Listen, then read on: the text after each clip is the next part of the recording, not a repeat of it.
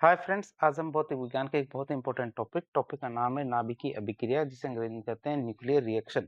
इसके बारे में काफी डिटेल चर्चा करेंगे। आप हमारे साथ बने रहिए ताकि आपको इसके बारे में जानकारी प्राप्त हो सके। तो शुरुआत करते हैं आज का टॉपिक है नाभिकीय अभिक्रिया। तो सामान्य रासायनिक अभिक्रियाओं में केवल क्या होता है, परमाणुओं के बाहरी इलेक्ट्रॉन भाग लेते हैं। क्या सामान्य जो रासायनिक अभिक्रियाएं होती है उनमें क्या होता है, परमाणुओं के बाहरी इलेक्ट्रॉन भाग लेते हैं, जबकि जो हमारी नाभिकीय अभिक्रिया होती है इसमें परमाणु को नाभिक भाग लेता है। आप इसे याद रखेंगे। जो सामान्य अभिक्रिया और नाभिक अभिक्रिया, इन दोनों में खास अंतर यही होता है कि जो हमें सामान्य अभिक्रियाएं होती हैं उनमें तो परमाणु के बाहरी इलेक्ट्रॉन भाग लेते हैं, जबकि नाभिकीय अभिक्रिया में क्या, परमाणु का नाभिक भाग लेता है। यदि आपसे पूछा जाए कि नाभिकीय अभिक्रिया किसे कहते हैं, तो आप क्या बताएंगे?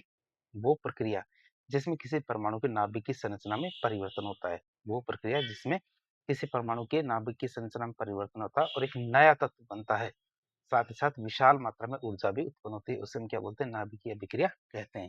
दोबारा बताएं आपको।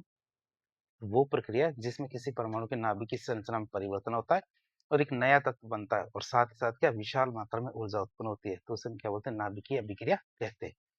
और बात करें मैंने नाभिकीय अभिक्रिया की, तो नाभिकीय अभिक्रिया दो प्रकार की होती है। कितने प्रकार की? दो प्रकार की। एक तो हमारे विखंडन, जिसे फिशन कहते हैं, और दूसरा संलयन मतलब फ्यूजन। आप इसे याद रखें, फिशन और फ्यूजन दो प्रकार की होती है हमारे नाभिकीय अभिक्रिया, जिसे विखंडन और संलयन कहते हैं। तो दोनों के बारे में थोड़ा थोड़ा जान लेते हैं। पहले था हमारा क्या सर? नाभिकीय विखंडन, जिसे न्यूक्लियर फिशन कहते हैं। तो परिभाषा की बात करें तो ये वो प्रक्रिया है जिसमें एक भारी और अस्थिर नाभिक, जिसमें क्या होता है, एक भारी और अस्थिर नाभिक, जैसे हमारे यूरेनियम या फिर प्लूटोनियम, ये क्या होते हैं, न्यूट्रॉन की बमबारी की वजह से दो या दो से अधिक हल्के नाभिकों में टूट जाते हैं। तो नाभिकीय विखंडन कौन सी प्रक्रिया है? तो ये वो प्रक्रिया है जिसमें एक भारी और अस्थिर नाभिक न्यूट्रॉन की बमबारी की वजह से, किसकी वजह से? न्यूट्रॉन की बमबारी के कारण दो या दो से अधिक हल्के नाभिकों में टूट जाता है। बात करें ऊर्जा के उत्सर्जन की, तो इस प्रक्रिया में द्रव्यमान की थोड़ी सी कमी होती है। क्या होता है? थोड़ी सी कमी होती है द्रव्यमान की। तो इस बात का ध्यान रखेंगे। इस प्रक्रिया में मतलब नाभिकीय विखंडन में द्रव्यमान में थोड़ी सी कमी होती है, जो हमारे आइंस्टीन के सूत्र E बराबर mc स्क्वायर के अनुसार भारी मात्रा में ऊर्जा में बदल जाती है। द्रव्यमान की कमी कहाँ चली जाती है? तो द्रव्यमान थोड़ा सा किस में बदल जाता है? हमारे ऊर्जा में बदल जाता है। किसके अनुसार? आइंस्टीन के सूत्र के अनुसार E बराबर mc स्क्वायर। अब हम बात करें, सबसे पहला होता है नाभिक विखंडन की खासियत क्या होती है कि इसमें पदार्थ लिया जाता है कौन सा? विखंडनीय पदार्थ। मतलब विखंडन योग्य पदार्थ जरूरी है, न्यूक्लियर मटेरियल बहुत ज्यादा जरूरी है। तो विखंडन की प्रक्रिया में इस्तेमाल होने वाले पदार्थों को दो भागों में बांटा जाता है। क्या? विखंडन में इस्तेमाल होने वाले जो पदार्थ होते हैं उनको दो भागों में बांटा जाता है। एक तो होता है हमारे पास फिसाइल मटेरियल, मतलब क्या होता है? विखंडनीय पदार्थ। दूसरा होता है संवर्धनीय पदार्थ, मतलब फर्टाइल मटेरियल। पहला होता है विखंडनीय पदार्थ, जिसे फिसाइल मटेरियल कहते हैं। तो ये वो पदार्थ होते हैं जो सीधे और आसानी से विखंडित हो जाते हैं, जिन पे हम न्यूट्रॉन की बमबारी करेंगे और बमबारी करते हुए दो भागों में टूट जाएंगे। मतलब वो पदार्थ जो सीधे और आसानी से विखंडित हो जाते हैं उन्हें हम क्या बोलते हैं? विखंडनीय पदार्थ कहते हैं। इसके लिए धीमी गति वाले न्यूट्रॉन का प्रयोग किया जाता है। किसका किया जाता है? धीमी गति वाले न्यूट्रॉनों का प्रयोग किया जाता है, मतलब स्लो न्यूट्रॉन्स का प्रयोग किया जाता है। जैसे हमारे यूरेनियम 235 है, यूरेनियम 235 है और प्लूटोनियम 239 है। तो ये वो पदार्थ है जिन पर क्या, धीमी गति वाले न्यूट्रॉन की बौछार की जाती है, तो वो सीधे और आसानी से विखंडित हो जाते हैं। दूसरे आते हैं हमारे कौन से? संवर्धनीय पदार्थ, जिसे फर्टाइल मटेरियल कहते हैं। तो ये क्या होते हैं? ये सीधे विखंडित नहीं होते हैं। ये क्या होता है? सीधे विखंडित नहीं होते, बल्कि तीव्र न्यूट्रॉनों को अवशोषित करके, ये क्या करते हैं? तीव्र न्यूट्रॉनों को अवशोषित करके पहले विखंडनीय पदार्थ में बदलते हैं, फिर उसके बाद टूटते हैं। ये कभी भी सीधे सीधे विखंडित नहीं होते हैं। आप इसे याद रखें। इससे संवर्धनीय पदार्थ फर्टाइल मटेरियल कहते हैं कि ये सीधे सीधे विखंडित नहीं होते। पहले क्या होंगे? पहले इसमें कन्वर्ट होंगे। पहले क्या, ये इसमें कन्वर्ट होंगे, इसमें कन्वर्ट होने के बाद विखंडित होंगे। और इसके लिए कन्वर्ट करने के लिए क्या करना पड़ेगा? तीव्र न्यूट्रॉनों की बौछार करनी पड़ेगी। पहले तीव्र न्यूट्रॉनों की बौछार करेंगे, फिर ये हमारे विखंडनीय पदार्थ में बदलेंगे, फिर उसके बाद टूटेंगे। जैसे जैसे हमारे यूरेनियम 238 है, यूरेनियम 238 है, थोरियम 232 है। तो ये है। बात करें थोरियम की, तो भारत के पास थोरियम का विशाल भंडार है, इसलिए हमारा परमाणु कार्यक्रम क्या है? थोरियम पर ही केंद्रित है। अब भी देख लेते हैं इसको चित्र के माध्यम से।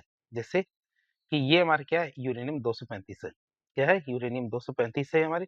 और इसके ऊपर की हमने क्या? न्यूट्रॉन की बौछार। डॉट मतलब न्यूट्रॉन है। न्यूट्रॉन की जैसे बौछार की, तो यूरेनियम क्या? 236 बन गया। ये क्या बन गया? यूरेनियम 236 बन गया। और इसके अंदर ब्लास्ट हो जाता है। क्या होता है? ब्लास्ट हो जाता है। एक 2 और 3 परमाणु बनते हैं। कितने परमाणु बनते हैं? परमाणु क्या, इसके अंदर ब्लास्ट हो जाता है और ये 1 और ये 2 परमाणु बन जाते हैं। क्या होते हैं? 2 परमाणु बन जाते हैं और इससे हमारे 3 न्यूट्रॉन निकलते हैं, 1, 2 और 3 न्यूट्रॉन निकलते हैं। तो इस तरह क्या है, यूरेनियम 236 बनते ही इसके अंदर 2 टुकड़े हो जाते हैं और 2 टुकड़े होने के बाद क्या, गामा रेडिएशन भी निकलती है साथ ही साथ और हमारे 2 परमाणु बन जाते हैं।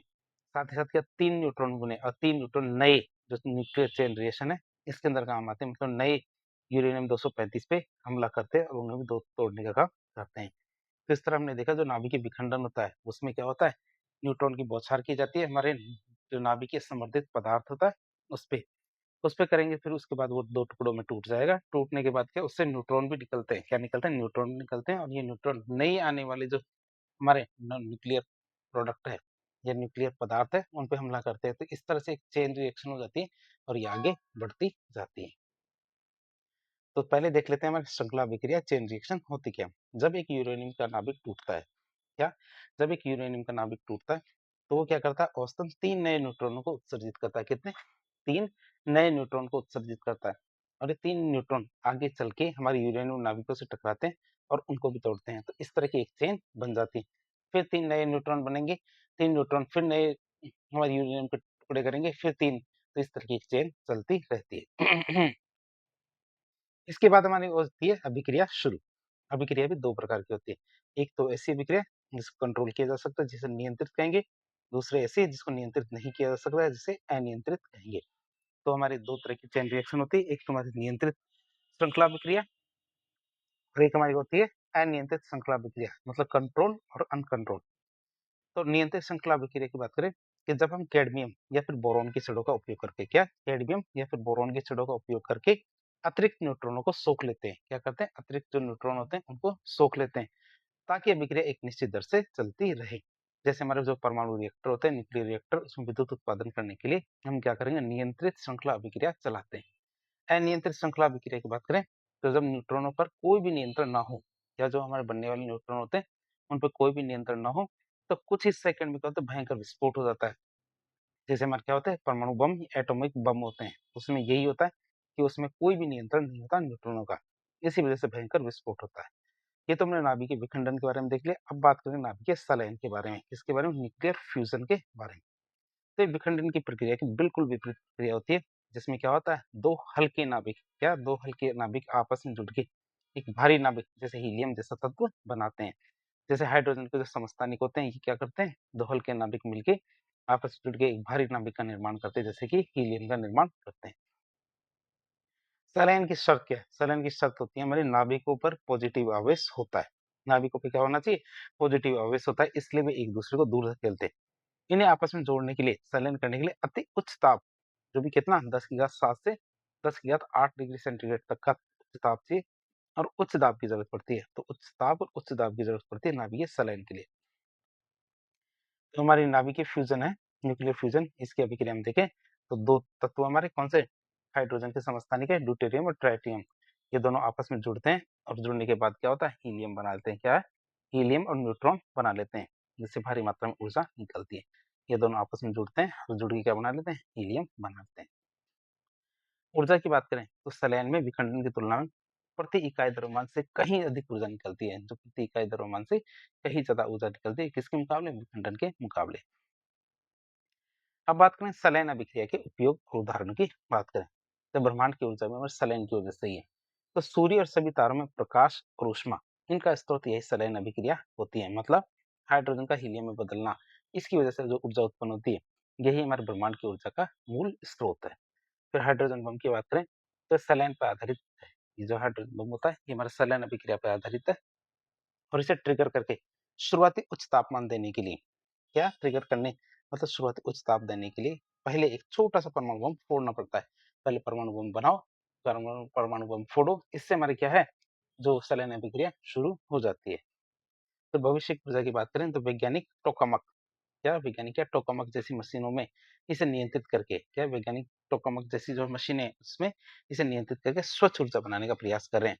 जैसे एक प्रोजेक्ट चला ITER, और इसे अभी तक क्या है, व्यावसायिक रूप से नियंत्रित नहीं किया जा सका है। आप इसे याद रखेंगे, भविष्य की ऊर्जा, लेकिन वर्तमान में इसे अभी तक नियंत्रित नहीं किया जा चुका है।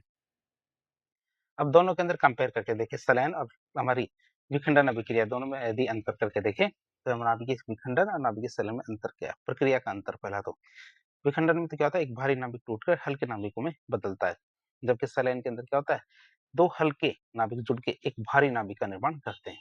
विखंडन में क्या होता है, तापमान की आवश्यकता की बात करें तो हमारे नाभिकीय विखंडन में ये साधारण और कक्ष के तापमान मतलब रूम टेम्परेचर पे शुरू किया जा सकता है, जबकि सलायन की बात करें तो इसे शुरू करने के लिए अति उच्च ताप मतलब लाखों डिग्री तापमान चाहिए। ऊर्जा उत्पादन की बात करें तो विखंडन से बहुत अधिक ऊर्जा निकलती है, लेकिन सलायन से तो कम ही निकलती है। सलायन की बात करें तो समान द्रव्यमान के लिए ऊर्जा उत्पादन विखंडन की तुलना में 3 से 4 गुना ज्यादा होती है। रेडियोधर्मी कचरे की बात करें तो इसके उत्पादों में भयंकर रेडियोधर्मी कचरा बनता है, जबकि हमारे सलायन की बात करें तो एक स्वच्छ अभिक्रिया है, इसमें कोई भी खतरनाक रेडियोधर्मी कचरा नहीं बनता है। कंट्रोल या नियंत्रण की बात करें तो हमारे जो विखंडन है तो इसे रिएक्टरों में आसानी से नियंत्रित या कंट्रोल किया जा सकता है, जबकि सलायन की बात करें तो इसे पृथ्वी पर लंबे समय तक नियंत्रित करना संभव नहीं है। बात करें प्रमुख उपयोग की तो विखंडन को हम कहाँ में लेते हैं, बिजली बनाने में, कहाँ किसके, परमाणु रिएक्टर में, या फिर परमाणु बम बनाने में काम में ले सकते हैं। सलायन की बात करें तो सूर्य, तारों और ब्रह्मांड की ऊर्जा का स्रोत में हमारी सलायन ही है, और हमारे हाइड्रोजन भी इसी सिद्धांत पे काम करता है। तो इस तरह आज एक लेक्चर के जरिए हमने नाभिकीय अभिक्रिया के बारे में काफी डिटेल से जानने की कोशिश की। इस प्रकार का इन्फॉर्मेटिव वीडियो देखने के लिए हमारे चैनल से जुड़े। वीडियो यदि पसंद आता तो वीडियो को लाइक करें, चैनल को सब्सक्राइब करें, अपने दोस्तों के साथ शेयर करें। धन्यवाद।